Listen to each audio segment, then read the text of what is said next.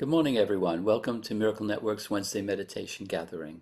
So glad you're all here to share this time together. This week we have Ken Gorman who will lead us into meditation.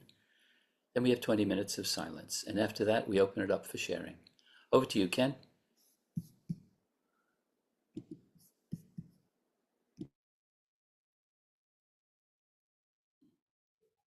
Ken, unmute yourself.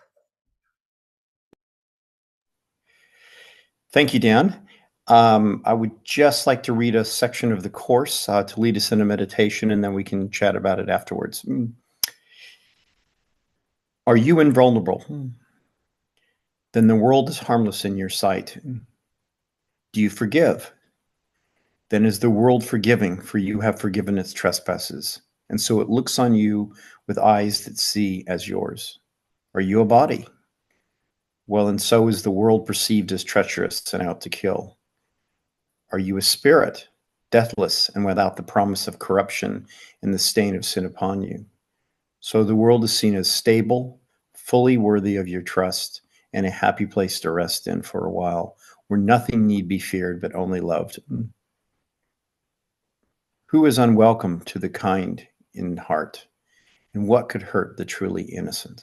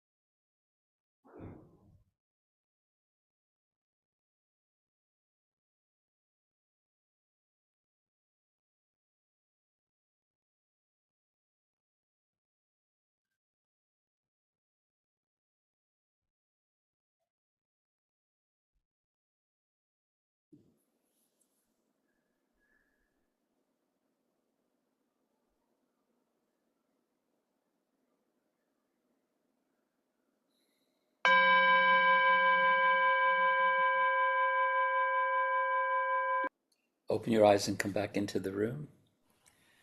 We have about 22 minutes left for sharing your reflections and your questions. If you'd like to speak, raise your hand and I'll invite you to take yourself off mute. Norman, take yourself off mute.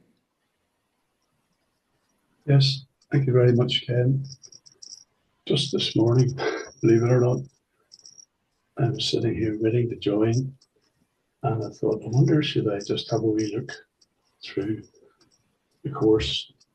Then I thought, no, you're better off waiting until you hear what Ken has to say. But nevertheless, I did have a wee look through the course. And whenever you said, are you invulnerable? And the rest of the questions, and only then I could say, yes, yes, yes, yes, yes. For the simple reason I had accepted there was a little bit of God in me and then forgot about it. I still thought God was out there somewhere, up in the heavens or wherever. And I just had not accepted that if I have a little bit of God, I have every bit of God in me. And it doesn't frighten me anymore, as from 20 minutes ago. And how I've missed it for so long, I have no idea. Probably because of the built fear of God. So, and you know, when I read the text, it says you. It's as if God was taught, or Jesus is talking to me, but I hadn't transferred it into I am. And he says you are. I am. Then take responsibility for it. I am this, that, and the other thing. So it's been a real eye opener. And it always seems to be when I come to these things, I've learned so much. But I'll take my time and I'll practice what I preach, sort of thing. But thank you very much. Might be a bit of a garden, but still, thank you. Yeah, I always, in these meditations, read sections. I read the course every day, and the Holy Spirit guides me in different parts. And so I always read what he's working with me on. It's fascinating to, just to see where Holy Spirit takes me just very personally in the course, that I don't talk to too many people about it. But this section is really all about that we're not, our true identity is not bodies, and our true identity is something else that's permanent and expansive and joyous and all that. And I think when we do our meditations like this or daily, we start to get in touch with that identity, and then we start to loosen our grip on needing the identity that's grounding us into being in a body and stuff like that. I think it's really hard. You can intellectually accept the course, but there's a part of you that believes you're a body, that hangs on to that. It's the survival mechanism, isn't it? You'd fight for your life if it were threatened today. All of us probably would. If you were somehow fell in some water and were drowning, or some version of that, you'd fight. It's that energy of fighting for your life, and the part of you that thinks your body fights for its life. And what meditation is teaching us is there's an alternative. That's not really our identity, and we can relax into that. And it's also teaching us we want to do that because eventually these bodies go away, in time, in the illusion. And so we need to let go of that. And when we meditate, we get in touch with that more permanent part of ourselves, and that is the all, that is connected to the all. It's hard to explain intellectually, but and you start to, the more I found that I do meditation, the more I'm just somehow subtly comfortable with that. It's no longer intellectual, but it's taken practice. Practice meaning, meditating day after day after day to establish this new identity somehow. But I think that's what the course is getting at. But for me anyway, and I like these readings because it's reminding us. But I still today have the ego that'll say, you've done this, you're guilty, you're sinful. Also, there's another part of this I didn't read, that is saying, every time you attack somebody, you're showing your allegiance to sin, because you're saying that, and all of that is the ego thought system that locks us in. And I'll do that today, but it becomes less relevant because I know what it is. It's just this, Fox News that spins round and round. My real identity isn't in that whole context. It's in the place I find in meditation or in doing a course lesson or whatever. So that's what will endure past this body, I guess. That's how it feels to me anyway. And the Holy Spirit's obviously in charge of all of this. That's the important thing in meditation, is always to put the Holy Spirit in charge, I've found. And he'll do what he's going to do with it. Somehow it's like cleansing the heart. But anyway. Who'd like to share?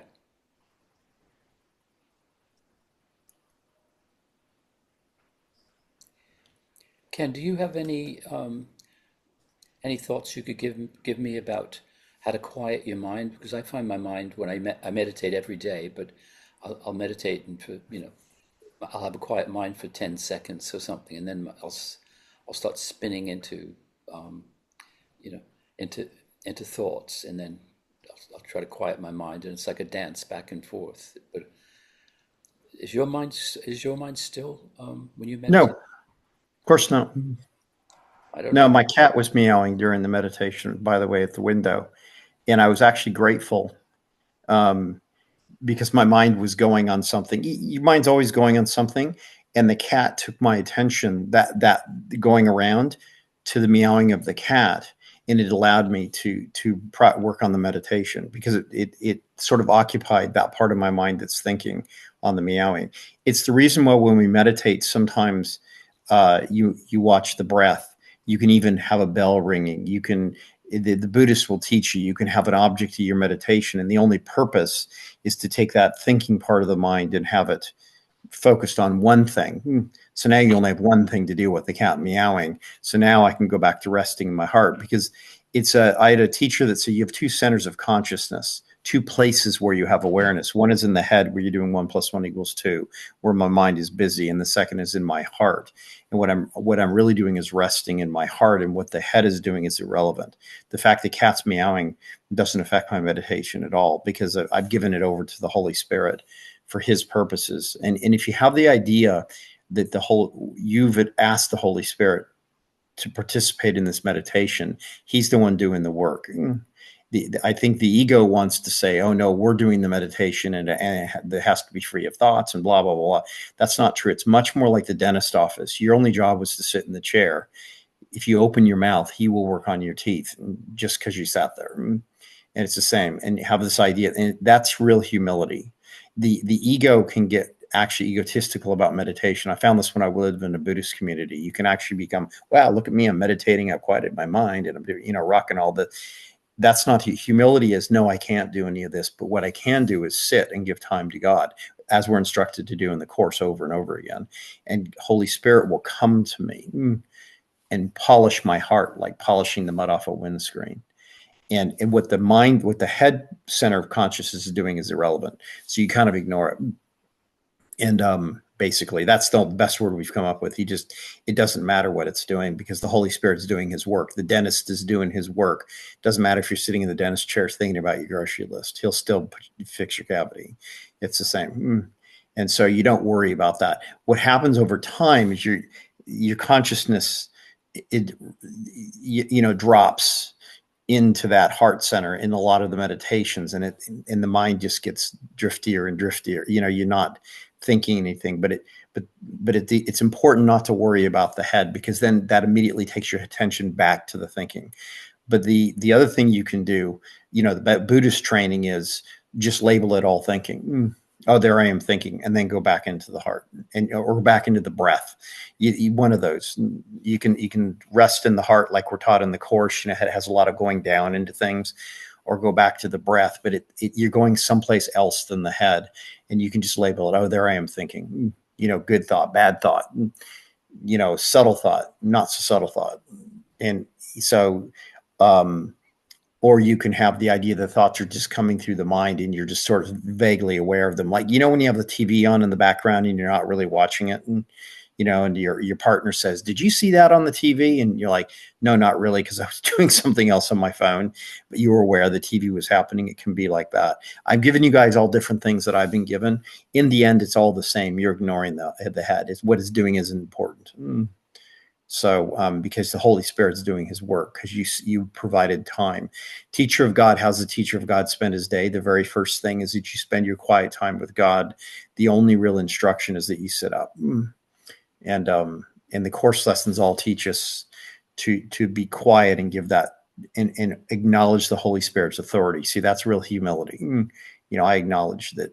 See, in some ways, to think what the head is doing is important is arrogant. I'm so important. It's as important as the Holy Spirit. No, it isn't. The Holy Spirit's coming into your head. That little head is now the magnitude of what is coming to you to heal you is so phenomenal that it has no relevance. You could look at it that way as well. So Dan, I'm going through a list of things that different people have different things they connect with. Maybe you guys find one that helps, but don't worry about it is the underlying thing. If you set the intention and you're sitting there meditating, the process will take care of itself. What your head is doing is not part of the process.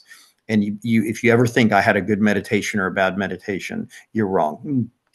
Because the thing judging that is the head, but the meditation is in the heart. And the only thing you can ever know is, did I meditate or not? Did I practice or not? Because practicing can also be doing a course lesson, right? And did I practice or not? It's the only thing you can know. You either did it or you didn't. If you did it, trust me, God will do what he said he was going to. That's my experience. Oh, thanks, Ken. That's helpful. Who'd like to meditate? Who'd like to share?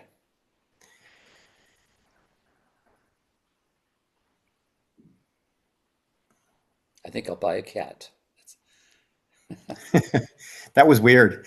I'm like, I'm really grateful that cat's meowing because that's the only thing I'm thinking about, and I can get back to meditating. That's the only thing my mind is focused on. It's like the bell.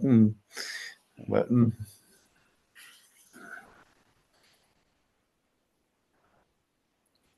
Okay, Lottie, take yourself off mute.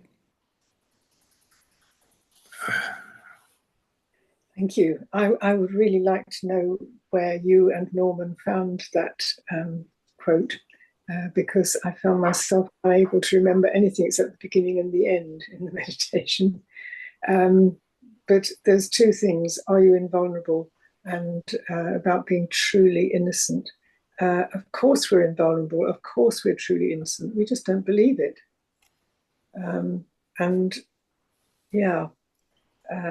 There are the blocks to believing in our own God-centeredness. Yeah, thank you. A couple. Remember the two centers of consciousness? I think I would bet you every person on this call believes what you just said, that they're invulnerable and innocent in the heart.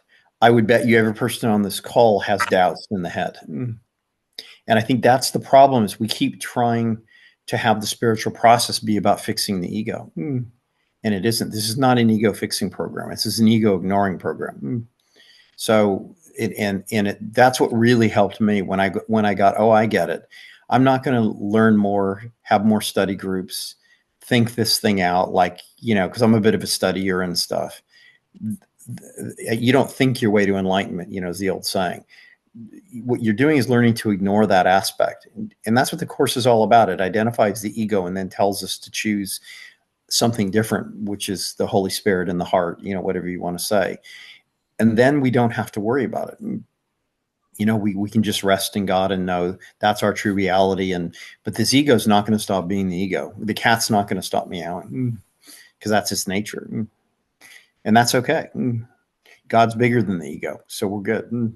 It's something like that, but it takes practice. That's why I got into meditation, why I got into those guided, but I find if I do it every day and I'm constantly connecting, like the course tells us, I find peace because I'm constantly taking my attention. Somehow our attention is able to be on the head or be on the heart. That's our superpower. And we have the ability to direct that attention, and all of our spiritual work is getting us to put the attention on the heart. But there's this gravity that wants to, like an addiction, that wants to go back onto the to the head. And it's the spiritual work is taking us through meditation, coursework, whatever, back. And every time we do that, we find peace, because it's like, hey, I'm down here, everything's okay. That part, if that's my identity, I'm good. And that will live beyond this body, if you, from a time aspect, and that makes it worth doing. That's how I get motivation on myself, as I'm doing all of this, because it provides a great trajectory for after time is done with this body, and so that's worth working on. Gosh, I spent lots of years going to university, so I get a good job. So why not, have this trajectory, so that whatever comes next is peaceful and easy, something like that. Also, to be of service to others. The Holy Spirit is the one that works through us if we're available. So it's all that kind of stuff. And the reading that Ken did is where you can find it in the blue book is in chat. Teresa? How did you know that, Dan? How did you know which read? That's amazing. Well, because Catherine put it into chat. Oh, but I never told anybody what section it was. Well, she's worked it out. That's amazing. I'm impressed. Catherine, how did you work it out? I have the electronic version, so I just looked up "Are you invulnerable?" and it came up. Oh yeah, T31.vi.6. Yes. It's a good. It's There's so much great stuff in the course, but Holy Spirit has me doing it one paragraph a day. And sometimes I have to do 3 or 4 days on the same paragraph because I didn't get it and I can feel it. It's amazing what can be revealed. That this stuff is, I'm fine. That's my journey lately anyway. But Great. Teresa, did you want to share? Thank you. Ken, I just want to say I found everything that you've said so helpful. Whether I could remember it, I don't know. But while I'm looking, listening, it's really going into my heart as opposed to the head. So I want to say thank you, but I also wanted to say that I was reading, it was today's lesson, and one line of it is, "Let me not wander from the way of peace." And then it came, "Let me not wander into temptation." I thought, oh yes, that's the prayer. And then I thought, "Let me not wander into separation," because all thoughts are usually about separation. So I just wanted to say that, but thanks for listening. yeah, and I wonder if the wandering is where that superpower of, do we place our attention on the head or the heart? It's the wandering is, we wander and we're placing our attention, and it's one thing to place your attention. It's another thing that it becomes, when you watch a movie and you actually feel like you're in the movie and you forget that it's a movie, that's when you've lost your attention. But you can take your superpower and go buy some popcorn or something, and immediately you're not in the movie anymore. See, our power of awareness and where we're playing is super amazing. And so that temptation maybe is a temptation to get lost in the ego thoughts, which always lead us to being anxious, or some version of that. And when we meditate and we let go of that and realize we do not have to value what the ego is thinking. That's the lesson. That's where we ignore our mind. And I had a teacher that said, just ignore the mind and just ignore it when you're meditating. Just like blow it off. So anyway, yeah, exactly. There's a million ways this is said, but that's what I think it's getting us to. But you can never get there, though, in my experience, by talking about it. You have to sit and do the meditation or course lessons, and I found very powerful. They're all kind of connected to an energy source somehow. Those lessons, like there's something behind them that is supercharged when you do them that helps with this process a lot. That's what I found anyway. Catherine, would you like to share? Thank you, Ken, and everyone. Ken, you said you were just sort of throwing things out in case one landed for Dan or all of us. And the one that landed with me was sort of an aside, really, where you said the cat's always going to meow. It's its nature. And I thought that's such a profound acceptance, isn't it? I'm going to do what Catherine does. And in the moment of that acceptance, what Catherine does becomes less important, you know, as opposed to Catherine striving to be something other than, you know, yeah. So the cat meows, it's its nature. That's a lovely takeaway. Thank you. You know what the opposite of forgiveness is judgment. So interesting. Course, this course is about forgiveness big time. It says that forgiveness, and you know what the simile for forgiveness is acceptance. So, for example, if it's raining, right? Not going to change that. We didn't have anything to do with it. You can go, hey, it's raining. Put it up an umbrella, and that's fine. Or you can go, why is it raining? Why does it always have to rain in this country? Do you see same things happening that has nothing to do with you, but it's how you approach it. What happens with really profound, I'm borrowing from Way of Mastery, by the way. What happens from really profound acceptance is everything loses its power, because the rain is only a crude example. But when you start to realize, and you're no longer willing to push against anything that's happening, you're just in total acceptance. And it goes on to say, and Jesus accepted his experience on the cross. I mean, if you would take him to a success, and it lost its power. And so because the whole fabric of the ego's thought system starts to disintegrate when you're in total acceptance. The reason is, so it turns out that our judgment and our pushing against it is what gives it energy. And so if you could say, when you're meditating, you see you're in total acceptance. I'm willing to sit here with what is, and I don't have to push. But the mind constantly wants you back into it, pushing against something. But you're not going to do that. You're just sitting in that. See, that's when the reality starts to dawn. And you realize the lack of clarity is coming because that constant pushing against what is. And when we stop pushing, the world reveals itself to us, some version of that. So it's very profound that, and also the cat meowing. The cat meows because it's the nature of the cat. The ego does what the ego does because it's its nature. Neither are changing. But I don't have to worry about that because I'm not either one. Right. So I can just let it be. I can let the mind do what it does. Don't have to respond to it. What also happens, by the way, is as the heart fills with its awareness of light, it does end up starting to purify the ego. Purify is probably the wrong word because you can't fix the ego, but it mellows it out. It can't help it, and the ego starts to become an instrument for the Holy Spirit. So the heart's light can come up, and actually the Holy Spirit is actually starting to use, it's turning lemons into lemonade, for lack of a better way to put it. There's still lemons, but you can be useful. So the light of the heart comes up, and that's why when we do talks and stuff, we're taught, to turn it over to the Holy Spirit and let him speak through you, and as an example. But that can happen in everything. So you start to behave differently, be differently, saying different things, not that's coming from any learning you're doing, but simply becomes from your as the mud's wiped off the windshield of the heart, and the lights becomes more of your experience. It starts to infect or infuse the ego, and the ego actually becomes more mellow and more helpful, even on this plane. So that's a Sufi teaching, by the way.